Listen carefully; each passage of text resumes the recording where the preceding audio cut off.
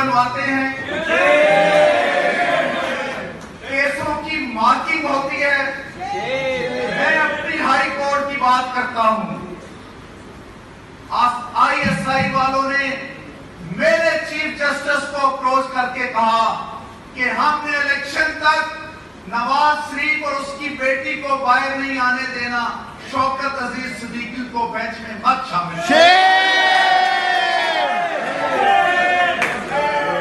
और मेरे chief justice ने कहा जिस बेंच से आप इजी हैं हम वो बना मुझे ये पता है कि सुप्रीम कोर्ट में किसके जरिए कौन पैगाम लेकर जाता है। मुझे ये पता है कि अकाउंटेबिलिटी कोर्ट की हर रोज की प्रोसीडिंग्स कहां पर जाती रही हैं। मुझे ये वजह मालूम है कि इस्लामाबाद हाई कोर्ट का स्टैट्यूट के मुताबिक इन अकाउंटेबिलिटी कोर्ट पर एडमिनिस्ट्रेटिव कंट्रोल क्यों खत्म किया गया, ताकि वहां पे कल कोई जज जाकर प्रोसीडिंग्स करा दे।